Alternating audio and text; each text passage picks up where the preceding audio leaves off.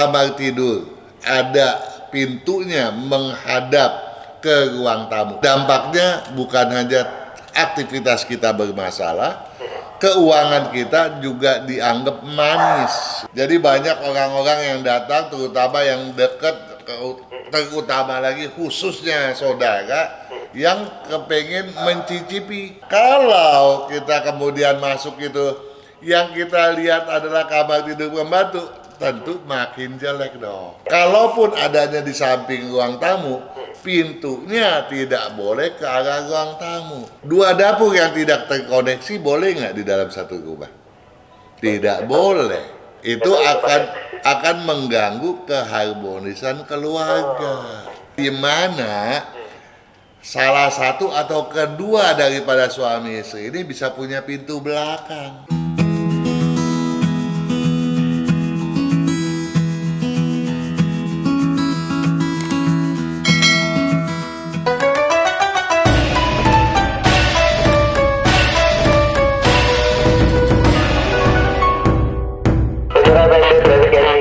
Kembali berjumpa bersama dengan saya Hans Gantian ya. Malam hari ini menemani Anda di Feng Shui Sonora.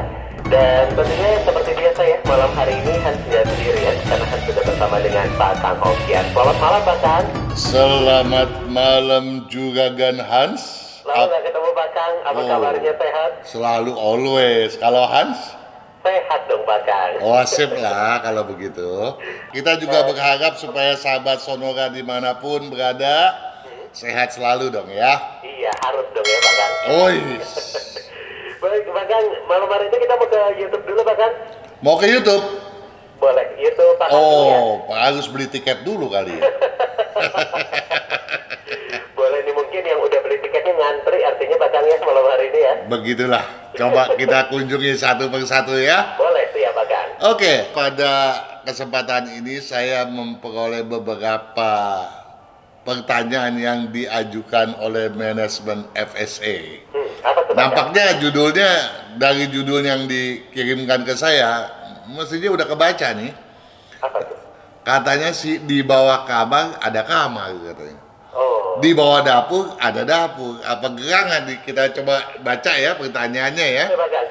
Ini dari Juragin Mimi Boru ya. Oh iya, halo, Ini selamat malam. bertanya pada video pintu utama, ruang tidur, dan dapur yang banyak rezeki. Memang pantas lah kalau kita mengatur feng shui, hal-hal tadi itu adalah bagian dari utamanya toh. Pintu utama, ya, kamar tidur utama, dapur, itu seyogianya betul-betul sesuai feng shui agar energi rumah betul-betul baik dan rezeki pun mengalir lancar, gitu ya. Tapi kita lihat nih apa yang ditanyakan oleh Juragin Mimi. Apa tuh Pak Kang? Pak Kang, apakah kamar tidur pembantu boleh di bagian depan rumah, tapi di lantai bawah katanya?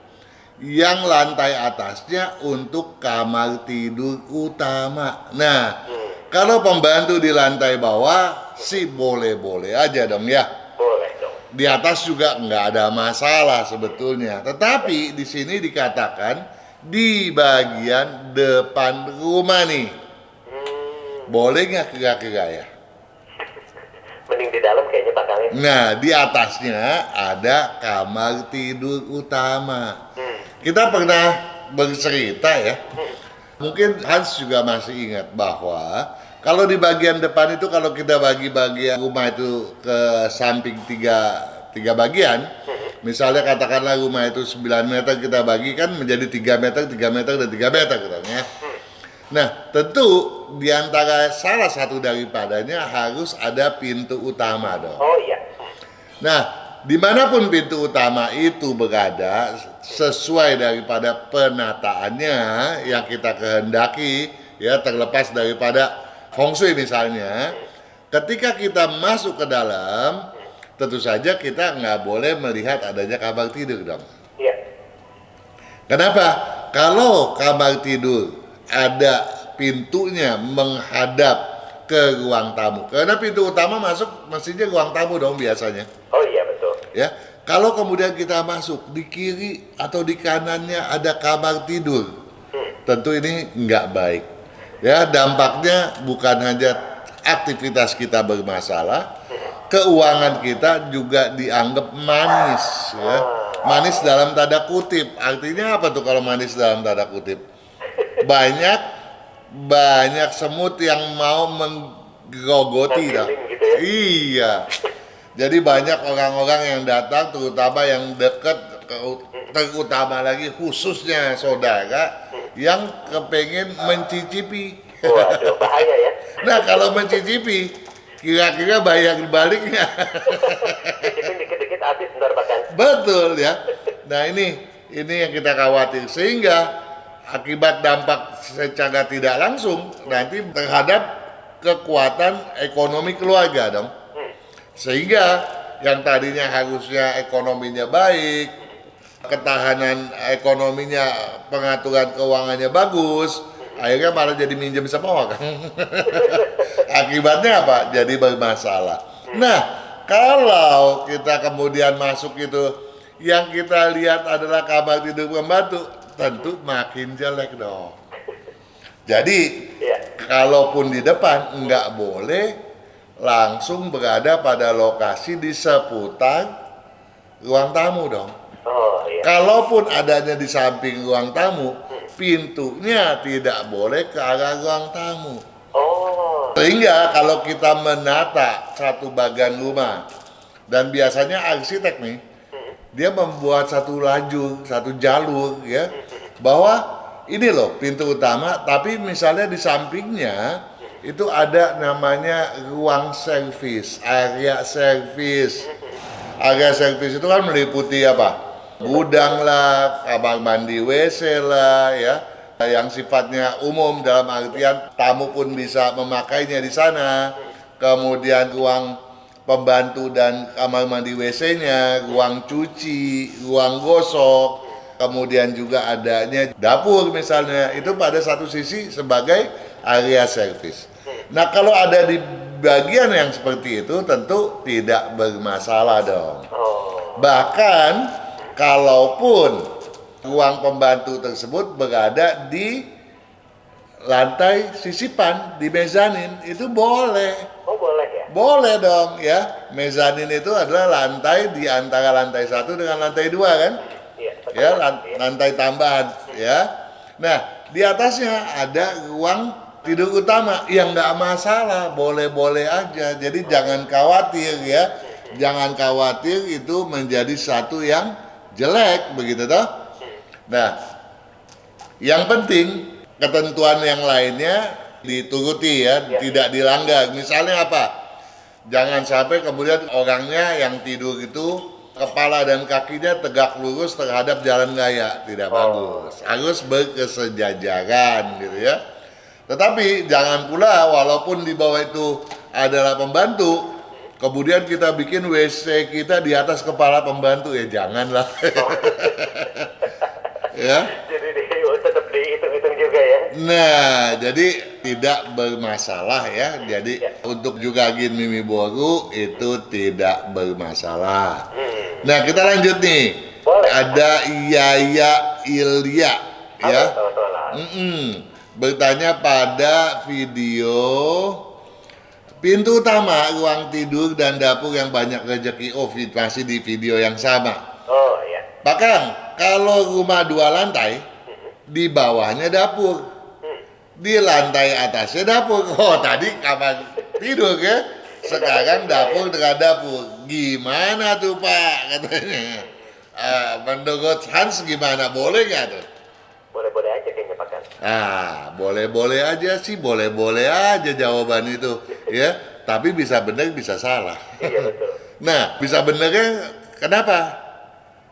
Dia kan pada ruang yang terpisah tuh, satu di lantai bawah, satu di lantai atas. Nah, kalau itu dua-duanya adalah dapur di mana kita bisa memasak, berarti kita punya berapa dapur tuh? 2. 2 dapur yang tidak terkoneksi boleh nggak di dalam satu rumah? Tidak boleh. Ya. itu akan mengganggu keharmonisan keluarga. Jadi Nah, baiknya satu ya. iya satu ya. Coba aja Hans ya, lihat-lihat tuh kenalan-kenalan yang dapurnya 2 di rumah. Biasanya, Begitu juga kalau dapur kotor dan dapur bersih, Pak Kang. tak dulu belum selesai Belum nih. selesai. Tadi kan kita baru bicara 2 dapur nih, di atas dan di bawah, terpisah toh. Nah, kalau dia itu salah satunya adalah dapur bersih seperti yang tadi dikatakan oleh Hans, biasanya di dapur bersih itu tidak dipasangkan kompor. Nah, kalau dia ada kompor berarti kan sama fungsinya masak juga. Beda lokasi ya. Coba beda lokasi. Nah, Iya. ini yang mengganggu kerukunan keluarga di mana salah satu atau kedua daripada suami istri ini bisa punya pintu belakang. Iya. Apalagi kalau ada kekeliruan lain. Nah, kekeliruan lainnya saya pernah bahas tuh di video-video yang lain ya, diseksamai. Kenapa sih seorang wanita yang begitu alim totonya bisa bersikap yang tidak sepadan ya terhadap suaminya gitu ya. Itu bisa terjadi tuh kalau kekeliruan itu ada. Nah, itu diseksama, itu ada videonya tuh ya. Iya. Nah, tetapi dalam konteks ini saya berharap kalau di atas dan di bawah itu ada dapur, sebaiknya salah satunya jangan ada kompor. Supaya dia menjadi cuma area yang pantry aja lah gitu ya. Iya. Dimana, bagaimana kalau saya mau taruh oven atau microwave buat angetin aja?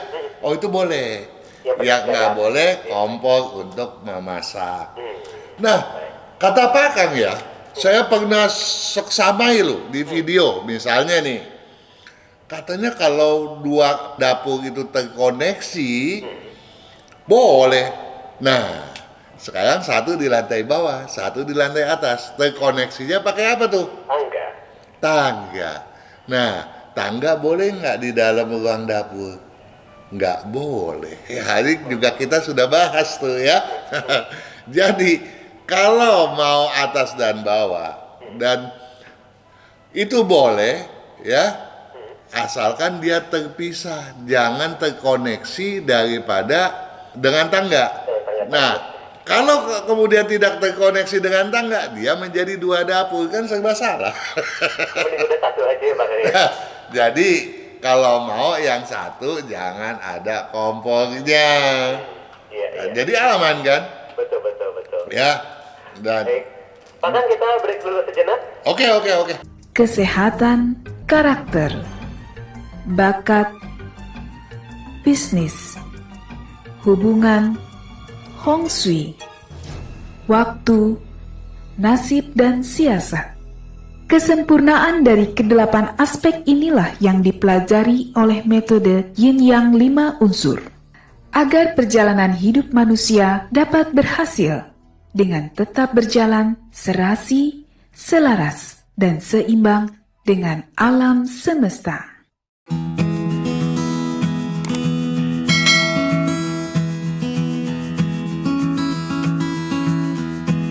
Pendengar FMD Weekend Music masih di Feng Shui Sonora ya, menemani Anda di malam hari ini dan masih bersama dengan Pak Kang Hokian. Pak Kang, kita lanjutkan nih Pak Kang. ya, saya ulangi dulu ya, Boleh Pak Kang. bahwa mengenai kamar tidur yang satu ada di bawah itu adalah kamar pembantu, yang di atas itu kamar tidur utama, boleh saja sepanjang tidak melanggar pantangan mengenai posisi dan penataan daripada kamar tidur keduanya tersebut ya. Misalnya jangan sampailah ranjang itu berada pada posisi tegak lurus terhadap jalan di depan rumahnya. Jalan yang di depan rumahnya kalau dia itu rumah hook, tentunya adalah di mana pintu utama berada, itulah patokannya ya. Nah, yang kedua, tadi kita berbicara atas dan bawah adalah dapur. Ya, dapur boleh saja ada 2 dapur asalkan terkoneksi. Tetapi kalau yang satu berada di lantai dasar, yang kedua ada di lantai atas, ini kan harus dihubungkan dengan tangga dong ya, kalau mau terkoneksi. Nah, tangga yang diposisikan pada area dapur itu akan memperberat kerja dapur, dan tentu saja karena dapur adalah sinonim dalam penataan feng shui, diidentikan dengan keuangan, maka aspek keuangan daripada penghuni bisa menjadi lemah gitu ya. Apakah itu akhirnya mengganggu pada pemasukan yang tadinya lancar menjadi terbata-bata, ataupun kemudian pengeluaran yang akhirnya tampak bisa dikendalikan lagi ya. Oh iya bisa. Orang bilang lapar mata, melihat apa mau beli gitu ya. Nah, itu artinya ada beban tambahan kalau ada tangga pada area dapur. Nah, bagaimana kalau terkoneksi tangganya tidak berada di area dapur? Itu artinya bukan terkoneksi lagi. Udah terpisah ya. Sudah terpisah ya. Berarti ada dua dapur. Boleh ada dua dapur asalkan dapur yang satu tidak ada kompornya. Nah, kalaupun ada dua kompornya, masing-masing ada dua kompor, di lantai dasar dapurnya ada kompor, di lantai atas dapurnya ada kompor, ini kan juga menjadi menyulitkan penataan. Apa yang menjadi sulit? Bukan menyulitkan secara arsitektur, tapi bagaimana kita mau menyusun di manakah posisi yang terbaik untuk kamar tidur. Oh iya. Jadi mau ngacu yang mana pusing ya Pak? Iya, karena kamar tidur tidak boleh bersebelahan, berhadapan di atas ataupun di bawah dapur. Dampaknya apa? Dampaknya terhadap masalah asmara, terutama pada anak-anak wanita yang dikhawatirkan gampang dilecehkan. Ya, jadi kepada mereka yang anaknya sekarang ini sedang dilecehkan, kita sih nggak berharap terjadi seperti itu loh ya.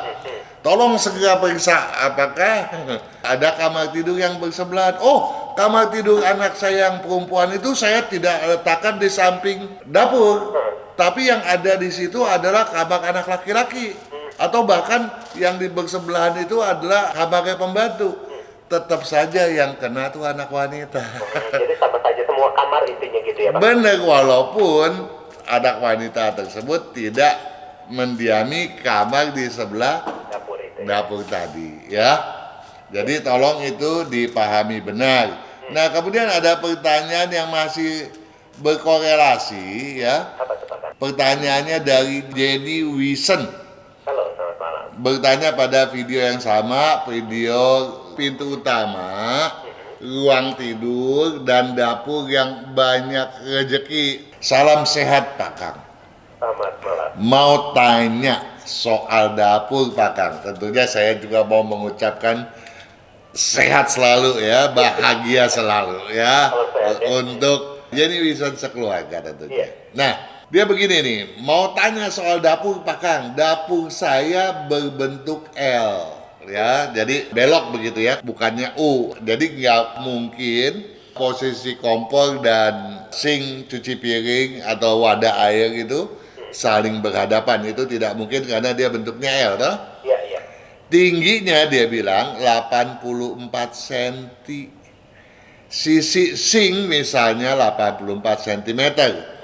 Sisi kompor dibuat lebih rendah 80,5 cm untuk penyesuaian tinggi badan.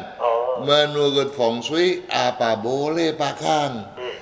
Soalnya pernah dengar Pak Kang bilang lebih bagus kompor harus lebih tinggi dari sink. Lo udah tahu ya, masih dilanggar. Sering dengerin artinya Pak Kang. Iya, tapi kok dia tetap aja bikinnya dia langgar juga nih.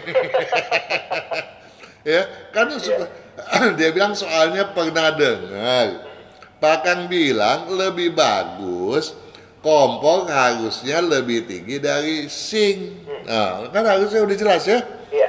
Dan untuk ketinggian meja dapur ada hitungan feng shui, dia bilang. Dia bertanya tuh ya. Saya ukur untuk ketinggian saya cocok di size 80,5. Tapi meteran feng shui kena di hitam. Gimana ya Pak?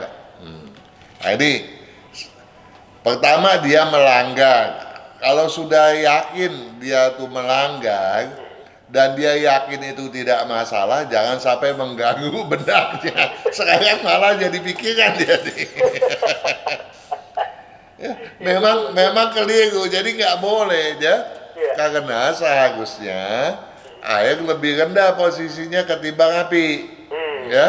Walaupun sebetulnya keduanya itu saling membutuhkan dan saling menohok, dalam artian air bisa memadamkan api, api juga bisa menguapkan air. Tetapi kita karena dapur adalah sarana untuk memasak, berarti api yang lebih harus diungguli dong ya. Karena dia kan adalah proses masak, adanya sama seperti perut kita mengolah makanan, ya. Nah, tentunya ini nggak boleh diganggu apinya, jadi seharusnya api diunggulkan. Nah, sekarang dia bilang air di 84 cm, kompornya di 80,5. Boleh nggak di 80,5? Ini kawan keliru karena seharusnya 81 itu yang bagus gitu ya. Dia bertanya, betul nggak ada ukuran feng shui? Ya ada gitu ya. Nah, seharusnya dibikin menjadi 81 cm. Bahkan lebarnya pun, lebar tablenya pun harus diukur ya. 61, 62 cm itu bagus.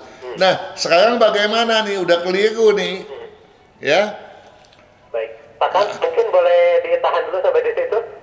Boleh. Kita lanjutkan nanti ya. Tadi nyampe tinggi dan juga lebar. Nanti kita jawab kelanjutannya setelah jeda. Oke. Jeda dulu sejenak.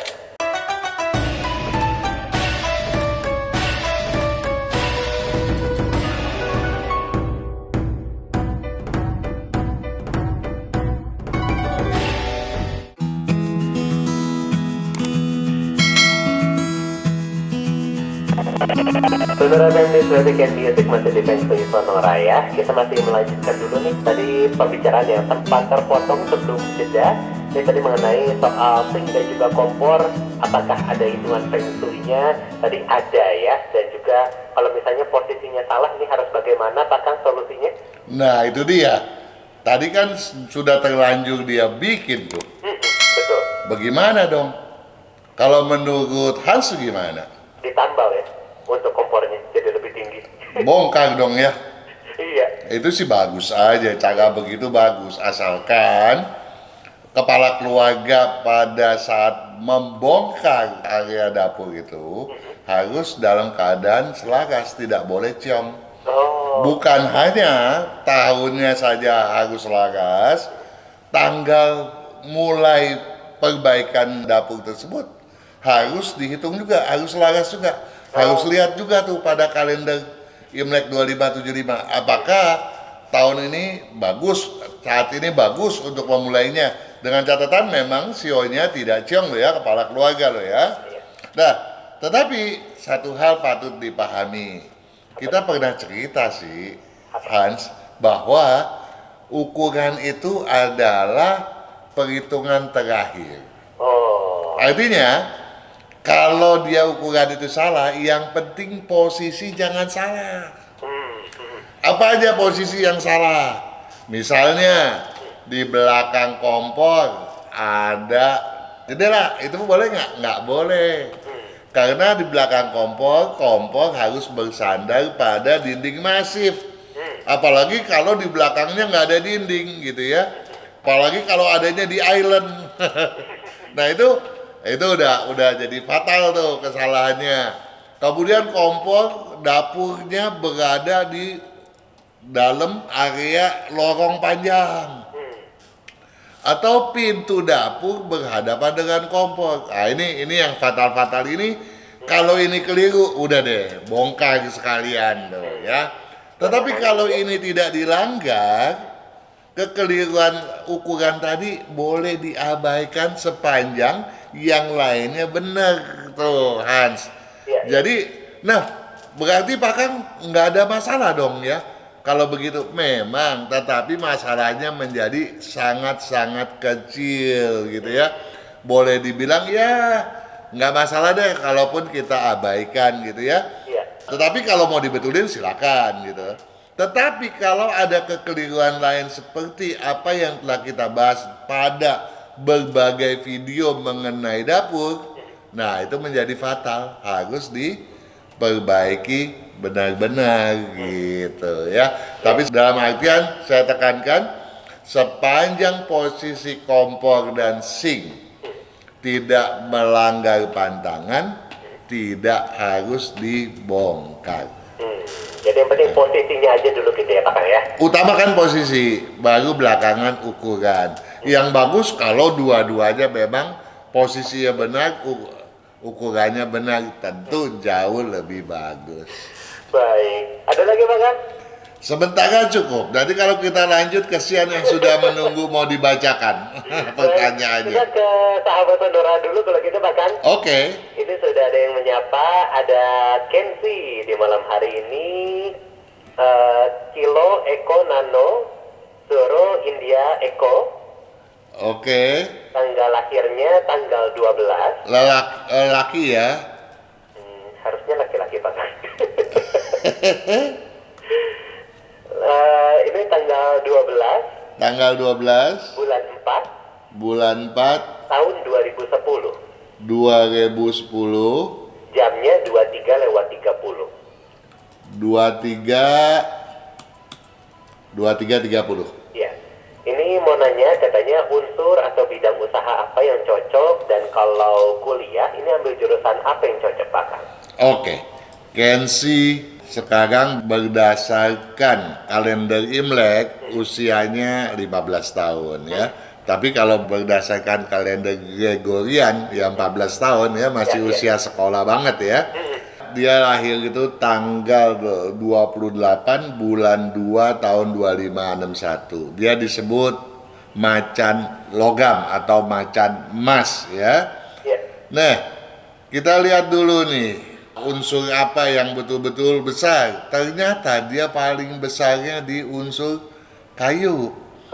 Artinya apa? Leadership dia bagus, tetapi jangan sampai kelewatan, kebablasan gitu ya. Apa yang dimaksud kebablasan? Satu hal yang perlu dicamkan dahulu oleh Kenzi adalah, walaupun sekarang belum berusaha, masih bergaul sesama teman sekolah, tolong jangan merasa lebih pintar daripada teman yang lain. Ya, itu harus dicamkan. Ya, malahan Kenzi harus bisa mencerna lebih baik agar segala sesuatunya bisa objektif. Kalau enggak, Kenzi akan lebih bawa perasaan ketimbang logikanya. Nah, kemudian yang ditanyakan adalah apa unsur yang cocok untuk dia nantinya sekolah toh? Ya, dia mau kuliah misalnya di bidang kedokteran, cocok banget gitu ya. Kemudian kalau dia jadi ambil kedokteran nih, bidang apa yang cocok spesialisnya? Kecantikan gitu ya. Cocok ya? Iya dong, apalagi sekarang lagi rame ya. betul, apalagi di masa depan ini kan kecantikan makin luar biasa karena kecantikan bukan hanya untuk wajah, tetapi kecantikan untuk seluruh tubuh kan, awet muda. Banyak anti aging sekarang. Nah, itu bidangnya dia tuh, ya. Cuma nanti kalau udah jadi dokter jangan lupa gitu ya sama kita ya. Oh iya betul Pak Kang, nanti kita kesana ya. Nah, jadi dia juga bisa mengambil bidang arsitektur, kemudian teknik sipil, perhotelan. Kalau dia ke perhotelan, dia nggak cocok ke pastry ataupun ke kuliner, tapi dia cocok ke manajemen hotel. Kemudian dia juga cocok ke dunia pariwisata.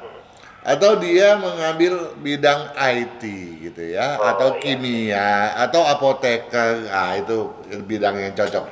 Kemudian bisnisnya bidang apa? Kira-kiranya Hans, bidang apa yang cocok untuk dia nih? Aduh, apa ya Pak? Untuk Kenzi?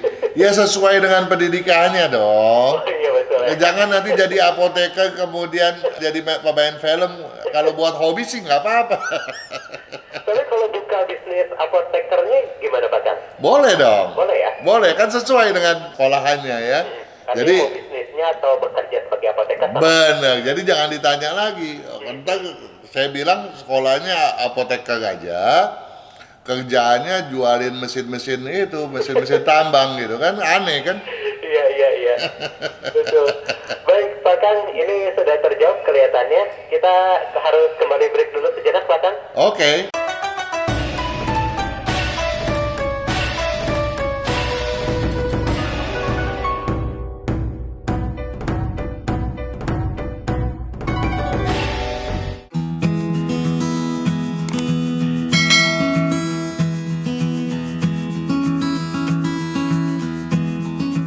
Sonor FM News Weekend Music di segmen terakhir ya, Feng Shui Sonora masih hadir menemani Anda. Kita ke sahabat Sonora lainnya, Pak Kang. Oke. Ini ada sahabat Sonora Nathan, Nathan. Nano Alpha Tango, Hari Alpha Nano, Oke, pria juga. ya. Oke. Untuk tanggal lahirnya tanggal 4, Tanggal 4. bulan 5, Bulannya ada 5. tahunnya 1998. 1998. Jam lahirnya 5:03 Apa nih? pagi, Pak Kang. Pagi. Jam 5:03. Iya, Bukan 30 ya. bukan 5:03. Ah, ini bagus banget dengan data yang benar lengkap, rinci. Ini untuk yang ditanyanya adalah unsur usahanya seperti apa, handicap, warna baju, dan kesehatan. Oke, Nathan ini berdasarkan Imlek tahun ini usianya 27 tahun, lahir pada tanggal 9 bulan 4 tahun 2549. Ya, sionya macan Oh, sama kayak yang tadi ya. ya. Oh ya, tadi sama ya. Nah, macan memang tahun ini nggak ciong sih ya, lagi boleh dibilang termasuk yang bagus ya. Iya. Nah, macan tanah yang cocoknya, dia bertanya bidang apa gitu ya. Bidang yang cocok yang berunsur, paling cocok unsur air. Ayo. Ya, yang lainnya nggak cocok dalam artian lambat. Pilihan kedua, tanah gabungan campuran tanah dengan air. Ya, banyak itu pilihannya ya. Dan juga kalau ditanya nih, Nathan ini cocoknya kerja apa bisnis? Nah, Waduh. cocoknya usaha ya. Iya. Jadi profesional, pebisnis sendiri gitu toh. Tetapi sayangnya ambisinya lemah. Nah, kalau ambisinya lemah, kapan dia mau maju gitu ya? Iya. Nah, padahal kalau kita bicara pakaian gitu, bahannya dia bagus ya, tinggal dijahitnya aja, bener nggak ngejahitnya gitu. Jadi Cari prospek, penjahit yang profesional gitu ya, Pak. nah harus jahit sendiri kan, Oh, jadi. supaya prospeknya bagus. Iya, Nah, iya. apa yang harus dikerjakan? Seringlah pakai baju warna putih gitu ya. Iya. Nah, nggak ada salahnya kalau kemudian Nathan ini cari satu, kalau ada batangan yang dari tembaga yang ya kira-kira 3 cm kali 3 cm buat dia kantongin lah. Ya, karena dia butuh energi itu yang bisa dekat sekali dengan badannya gitu ya. Nah, ini akan memacu dia untuk pelan-pelan. Nanti keyakinan dirinya untuk berkembang menjadi seorang yang sukses mencuat ke permukaan ya. Nah, karena apa? Karena sekarang usia udah 27 tahun. Kita nggak boleh ketinggalan kereta dong. Oh, iya. Nathan harus sudah mulai bisa ngebut supaya kesuksesannya mencuat lebih cepat lagi gitu. Ya, ini kesehatan, Pak Kang? Nah, kalau kesehatan cuma satu hal yang saya hendak tekankan, ya, jaga itu tulang paru ya. Kalau merokok tolong dah di stop deh ya, karena parunya nggak bagus gitu ya. Jangan ditambah-tambah ya. Kemudian juga akan menjadikan memori dia tuh melambat nantinya ya, gampang lupa. Walaupun sekarang kan masih muda ya, rasanya sih ke situ masih jauh gitu, tapi totonya terjadi kan sayang ya. Iya, iya. Dan Betul. satu hal lagi, tolong makan sayur lebih banyak daripada daging merah. Iya, iya. Baik. Kalau begitu kita sudah semua ya ini pasang ya? Sudah. Untuk semua handicap sudah. Kita ke sahabat sonora lainnya. Oke. Kita ada Maitri. Maitri, Mama Eko Yankee. Mait- Tango Romeo India. ya. Tanggal lahirnya Maitri ini wanita. wanita. Ya. Tanggal lahirnya 30 Tanggal 30 bulan 12 bulan 12 tahunnya 1986. 1986. Ya. Jamnya 23:45. 23. Ya, lewat 45. Oke, 23:45. Iya. Ini mau bertanya, katanya hoki usaha yang cocok dan warna baju. Terima kasih. Dia mau bertanya dah? Iya. Belum bertanya kan? Iya. Baru mau loh. Oh iya benar baru mau ya. Ini udah nanya artinya bahkan. Oh, ini udah nanya. Hoki Kalau usahanya seperti apa yang cocok? dan juga warna oke, baju. oke. Ya, Maitri ini sekarang usia Imleknya 39 tahun. Sionya tahu sio apa? Macan juga bukan bahkan. Macan api. Ini engkoan kali ya? Apa janjian ya? Beneran macan juga bahkan. Macan api. Oh macan. Ya. Berbagai elemen ya. Ya, jadi tanggal lahirnya tanggal 29 bulan 11 tahun 2537 ya.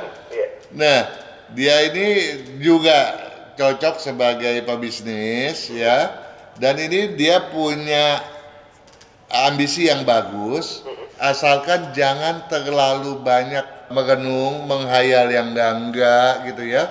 Kalau mau bermimpi, bermimpilah dengan menekankan kepada keyakinannya bahwa dia akan menjadi seorang yang sangat sukses, berhasil ya. Karena potensi dia ke sana ada. Jadi nggak bakalan dia yakini dirinya kemudian menjadi, kata orang mah agak singit begitu, tidak akan mungkin gitu ya. Karena potensi dia ada dan dia bisa menjadi orang yang berhasil. Dan lebih berhasil lagi kalau dia ingat satu hal. Apa tuh? Dia harus disiplin, punya tanggung jawab. Kalau itu dia pegang dan tidak mudah tersinggung, tidak punya rasa sakit hati sama orang, kesuksesannya akan mencuat luar biasa hebat.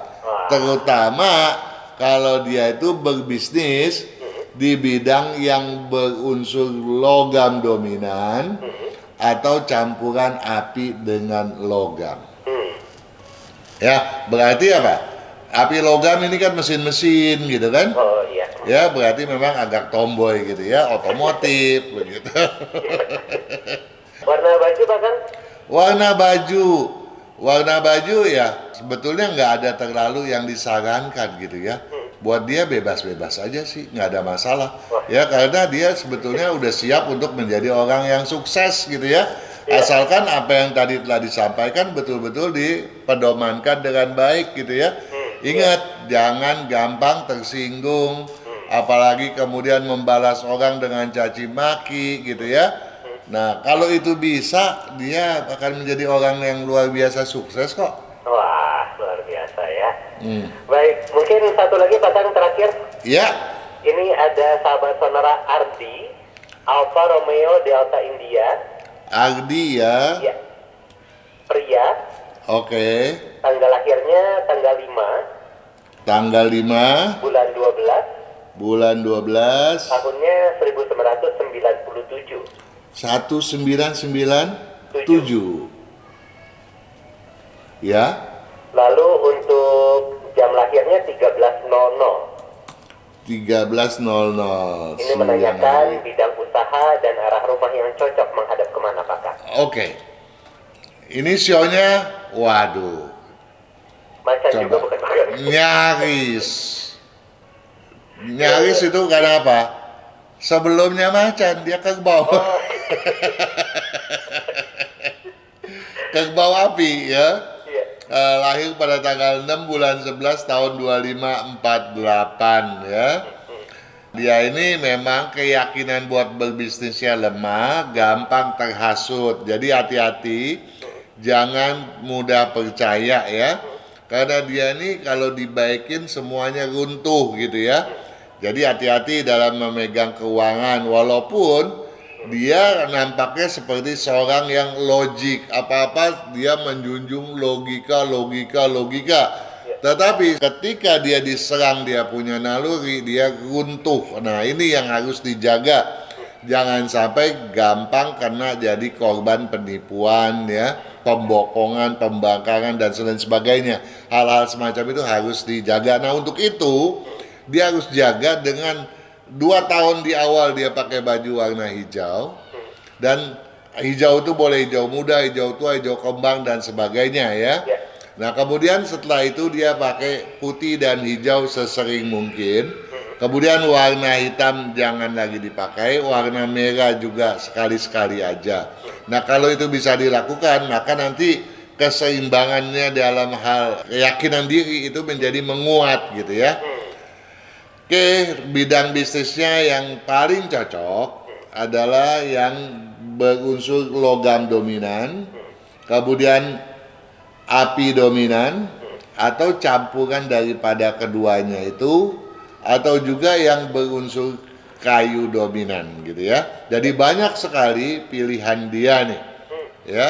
Jadi dia boleh memilih antara logam dominan ya. Kalau logam dominan misalnya dia jual spare part ya, paku, seng gitu kan, atau dia buka pertambangan emas tuh atau sekarang lagi tren ya itu nikel gitu ya.